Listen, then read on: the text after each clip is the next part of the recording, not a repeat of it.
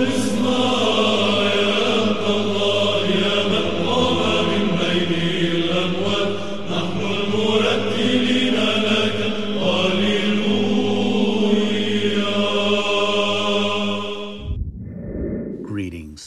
I just wanted to put out a really quick video on the topic of finding common ground on an ecclesiastical definition of Israel. Nearly 2 years ago, which is to say back in July of 2020, I put out a video making clear that I hold to an ecclesiastical definition of Israel, which basically posits that the true church, the body of true believers, is the true Israel. And thus, on that model, while of course there are descendants of Jacob within the true Israel, so too there are descendants of Jacob who are outside of the true Israel. And likewise, there are people who do not descend from Jacob who are also part of the true Israel. Simply put, the true Israel is the Israel of God. And the Israel of God, the true Israel, is limited to the true believers. Now, I'll share a link to that video in the video description for anyone who might be interested in looking it over. But here I just want to note that one thing I argued in that video was that the infamous verse at Revelation 2:9 can be understood in light of verses like John 8:44 and Romans 2:28 to 29.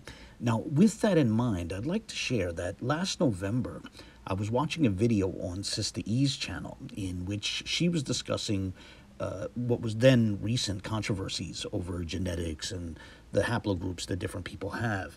And at one point in that discussion, she said something that struck me as basically staking out an ecclesiastical position on the definition of Israel. And I'd like to play a relevant clip here. Here, listen to this. We still have to walk away and understand that as long as you believe in Christ, he gonna work everything else out when it comes to this DNA stuff. If you believe that you Israel and your DNA says GFABCD, you're Israel. Period. So now, when I first heard that, I assumed, perhaps in my own ignorance, I assumed that Sista E had merely misspoken. You know, in other words, while what she said sounded like an ecclesiastical definition of Israel, I didn't think that that was what she actually had intended, right? That was my assumption, that maybe she said something that sounded like an ecclesiastical definition of Israel without intending such, without meaning it, right? Well, it seems that my assumption was mistaken, right? Hence why I said that I assumed such in my own ignorance. Fast forward to this week, I was just watching yesterday's show on Berean TV in which Sista E was a guest. And in that show, she got pressed on her interpretation of Revelation 2:9. And she wound up going on to explain that, she alluded to how she doesn't think that that verse, Revelation 2:9, is simply about lineage. Rather, she stated that she saw it as applying to anyone who rejects Christ. So that would include descendants of Jacob who reject Christ. She then went on to state that she holds that anyone who is part of the body of Christ can be considered Israel because they're part of the commonwealth of Israel. And so here I'll play two different clips from that show, which these statements were made about a couple of minutes apart. Here, listen to this. You understand what I'm saying? Yes, because if you play the video, I said anybody that's the synagogue of Satan is anybody that rejects Christ. I said that in the video. I said anybody that rejects Christ is the synagogue of Satan. So you love the 1948 people.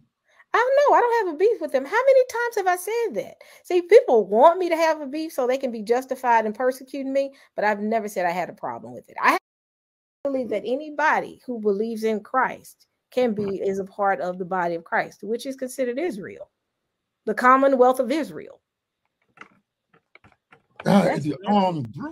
Now, as a disclaimer, I hope it goes without saying that I did not intend this video in any sort of pejorative sense towards Sista E.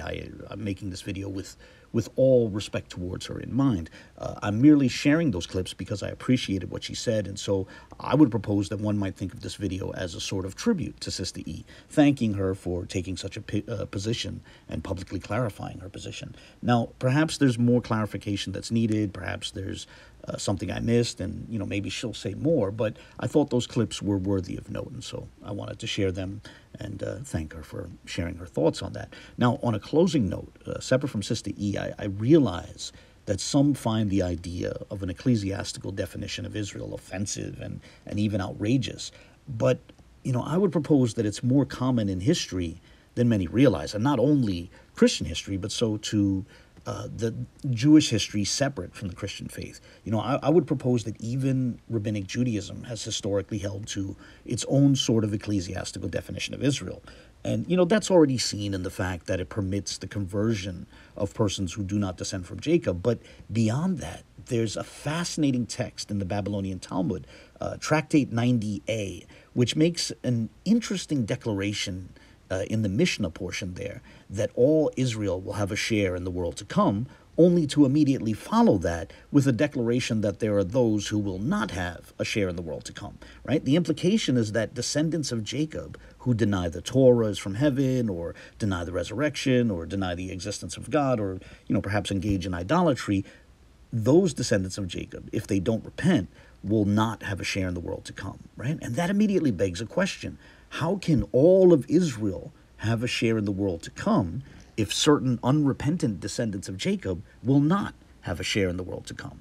I would propose that the best reconciliation of that text is that those unrepentant sinners who descend from Jacob are outside of the true Israel. And it's perhaps worth noting that a non-Christian Jewish gentleman who often comments on my videos offered a similar reconciliation of that Mishnaic text, stating that it entails that those unrepentant sinners are cut off from all of Israel.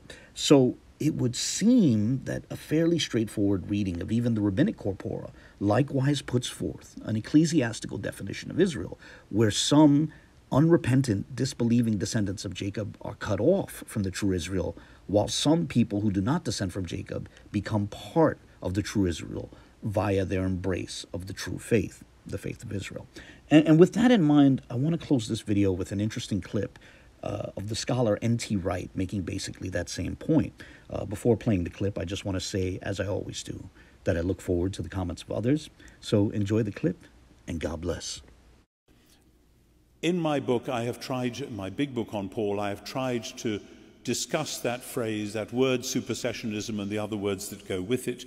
I find it singularly unhelpful, although I am reminded that Professor John Levinson from Harvard has said famously that the most Jewish thing about early Christianity is its supersessionism, which kind of turns the thing round a bit, because when we look at the history of different Jewish movements in the 200 years either side of Jesus, we see many Jewish movements which were saying quite definitely, this is where our God is finally doing what he's promised, and if you don't join in, you are not really part of God's people. Effectively, that's what Qumran said. It's certainly what Bar Kokhba and his followers said in the last great revolt, 132 to 35, and in a sense it is precisely what the Mishnah said in roughly 200, saying this is what being a loyal Jew now looks like, certainly not therefore the Sadducees and the others who deny certain things and go different routes. But that's perhaps a question we can park with just this initial gesture.